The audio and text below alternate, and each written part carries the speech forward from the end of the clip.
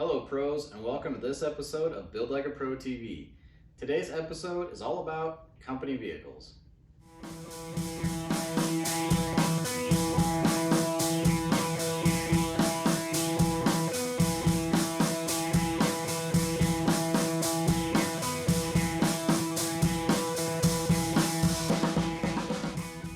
Okay, so let's talk about company vehicles. Now, you guys can call me a liar, but we all know that one of the things we think about when we start our own business is now you get to go out and buy a big, badass truck that you get to use as a tax write-off in your company. And while that big, badass truck is a tax write-off, it also does a couple other things for you. It's a marketing tool that you can use. You go out, you have a nice logo design. A lot of people are doing wraps these days. You wrap the entire vehicle and your logo, your lettering, obviously your phone number, and that's a great rolling billboard for your company.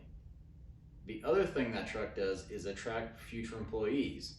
So when you go out and you drive that truck around and you keep the vehicle clean, future employees get the impression that, hey, that company really has their shit together, and that might be somebody I want to go work for in the future. Those future employees will always keep it in the back of their mind of, hey, I'm a painter, I see Bill's painting all across town, his trucks are always clean, he seems like he runs a tight ship because his trucks are always clean. I feel like that might be a company I might want to go work for at some point if I ever need a painting job, and it's a great recruiting tool for future employees. Now, beyond being a great tool for marketing and employee recruitment and obviously getting you and your supplies to and from the job site, we still need to be able to account for what does that truck or vehicle or van cost you in your bids. One of the things we need to account for in your bids is that eventually that company vehicle that's a rolling billboard or rolling recruitment platform for future employees, it's going to have to be replaced at some time. How do we plug numbers into our estimate to make sure that we do that? I'm sure you guys watched our video last week about how we calculate equipment costs. Vehicle costs are very similar to equipment costs in that we can establish an hourly rate for our equipment and we can plug that into our estimate. Just like our equipment, there's two types of costs for our vehicles. One is an ownership cost, one is an operating cost. The operating cost is variable, the ownership cost is fixed. The ownership cost is going to be incurred no matter if we drive that vehicle or not. And another way of thinking of ownership costs is if I need to replace that vehicle, how much do I need to plug into my estimate as a number to cover replacing that vehicle if I have to go out and buy another one? Because eventually you're going to grow your business and you're not going to have one or two vehicles, you might have 8 or 10 vehicles. Well, how do you get from 1 or 2 to 8 or 10 in the money that you put in your estimates and your bids? So here's a formula for establishing an operating cost for the vehicle. Now, I've got a note on here that says replacement cost divided by unit of measure. Well, replacement cost is just that. If you need to go out and replace that vehicle, let's start at 0 and figure out how much it's going to cost for you to go out and buy a new vehicle. I can tell you right now, I am in the process of, I've got a 2014 Ram with a Cummins that I use for my business, and I'm in the process of replacing that vehicle because it's gotten to the point where it's depreciated out and I'm looking for a new vehicle. So I am out in the market right now, kind of scouting around what I'm thinking about buying. And I'm thinking about going with a Ford this time because the power numbers around the diesel are so high. But that's a whole other story. Anyway, you can see that what I have is replacement cost divided by units of measure. And the reason I put just units of measure is there are actually two types of units you can use to figure your rate. One would be an hourly cost for the vehicle. Another option would be a mileage cost for the vehicle or a cost per mile.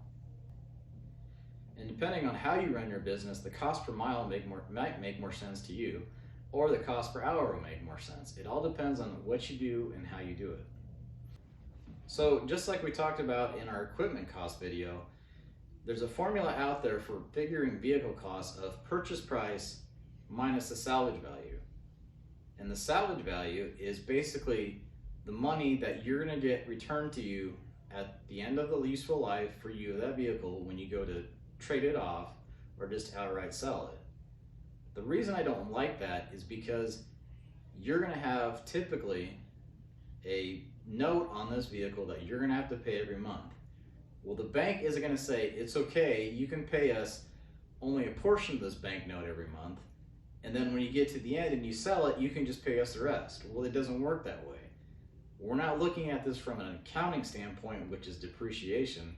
We're looking at this from a standpoint of how much money do you need to put in your bids every month to cover the entire cost of that vehicle.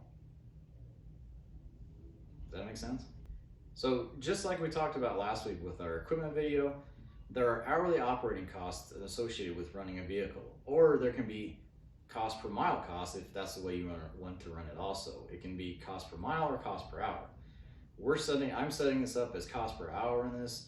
It's easy to change that from cost per mile. You use a number of miles you think you're going to drive per year as opposed to a number of hours you're going to drive per year. And if you just switch that stuff around, you can easily go from cost per hour to cost per mile. One of the things we have to account for when we talk about this stuff is the variable cost of the cost per hour, or operating costs. And obviously one of the biggest things of operating costs is your fuel. How much are you going to spend to put gas or diesel in that vehicle to get it from point A to point B? The other things like oil, maintenance, and repairs also need to be in there. But typically in this day and age, for maintenance and repairs, if you're going to go out and you're going to buy a new vehicle, you guys and gals know you're going to get 100,000 mile warranties, you're going to get 7-year powertrain warranties, or whatever it is. A lot of companies are going to just relying on those warranties to cover their maintenance costs. Even if that's the case, you should still plug a little money in there because the warranties get a little finicky sometimes. Sometimes they're going to say we're not going to cover that. Sometimes they say there's a deductible. We'll go through it, but I always plug a little bit in there for maintenance just to make sure you're covered. Okay, example time. Now this is all the same whether you're a Chevy guy or gal, a Dodge guy or gal, or a Ford guy or gal. I know a lot of people are brand specific and a lot of people want to stick with one brand, which is actually a really good idea in your company because then when it comes to maintain the stuff, you've only got one brand of parts that you have to deal with. And that it actually works out really well in the end. But the numbers for all these vehicles are all the same. So let's go with the ownership cost first, or the replacement cost. So like I said, I'm actually in the market myself right now for a new vehicle. And I know that if I go out and I go look at a brand new truck, whether it's a Ford, Chevy, or Dodge, the sticker price is going to be around $75,000 because, you know, I'm top of the line guy, right? I want leather, I want power windows, I want this, I want that, I want all the bells and whistles, and yeah, I'm going to work with it too. But really, I just ride around in the damn thing, so I want it comfortable. And even though the sticker is going to be 75, you know, you can talk them down. I'm just going to plug 65 in. We can plug 65 or 75 or 80, whatever you guys want to. The formula is all the same. But for this, I'm just going to plug $65,000 in for the purchase price of that truck. I'm going to use that as a replacement cost for that truck. And I'm going to divide it. I'm going to own that vehicle for 6 years or 72 months. So I'm going to take that 72 months divided by the 65K and I get $900 a month. Now, one thing I didn't mention in my previous vehicle is previous video, not only do you need to buy this stuff, you have to insure this stuff. And I didn't cover insurance rates in the previous video on equipment. Well, obviously you need to insure your equipment also. You need to insure your vehicles. Some companies run those costs as an overhead cost, which is why I didn't actually cover it. But we'll cover that in a future episode of how to actually structure that insurance cost in this also. Now the other part of this is that I'm only taking the actual value of the vehicle. I'm not accounting for my loan interest. You probably should account for that loan interest. I'm just trying to keep this simple in this example. But really what you want to do is you want to take your monthly payment that you're going to get and divide that by the time you think you're going to keep that vehicle. And if that works out to a longer time than the loan is, don't stop charging in your bids for that cost, because you're still going to replace that vehicle at some time and you still want to recoup that money at some time when you're doing your work. All right, here's some more boring numbers about operating costs. Now I'm going to put this slideshow up on our website at buildlikeapro.com so that you guys can see all this stuff, and if you want to walk through it on your own, this is actually going to be up there. You can just pull up the slideshow, we'll save it as a PDF, that way it's easy to get to. But basically I'm starting with fuel. If you can kind of look at some stuff on the internet and you can say the average miles per hour that people drive is about 25. So even if you're driving 80 miles an hour on the interstate, there's a lot of time you're sitting in traffic not going anywhere. As you average that out, it ends up being about 25 miles per hour, and which is, I figure, you're probably gonna get 13 miles a gallon in a work truck, maybe less, maybe more, whatever. But in the end, you're gonna burn about 2 gallons of hour per fuel. I plug $3.50 an hour, $1 a gallon in there, so I'm getting $7 an hour for fuel. I got $1 an hour to replace or to change the oil every 150 hours, which equals 150 times 30 is 4,500 miles. That's about the oil change intervals on new vehicles now. So we get $1 an hour for oil changes, and I just threw some maintenance costs in there. In the end, we end up with a total operating cost of $11 an hour. Now you might be saying, well, how many hours a year did you use? Well, I picked 1,000 hours per year, which is just a little under 20 hours per week. And I know you might say, well, wow, that's a lot of hours for a vehicle that I might drive an hour in the morning, an hour in the afternoon.